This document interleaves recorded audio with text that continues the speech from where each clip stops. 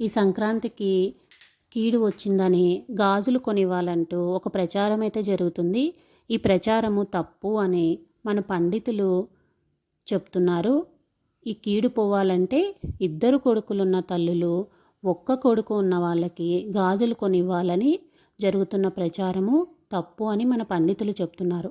ఎవరికి తోచింది వాళ్ళు ప్రచారం చేస్తున్నారు. మామూలుగా అయితే ముత్తైదులకు గాజులు కొనివ్వడం అంటే చాలా మంచి పద్ధతే. కానీ ఇలా సంక్రాంతికి కీడు వచ్చిందని గాజులు కొనిచ్చాలని ప్రచారం అయితే తప్పు.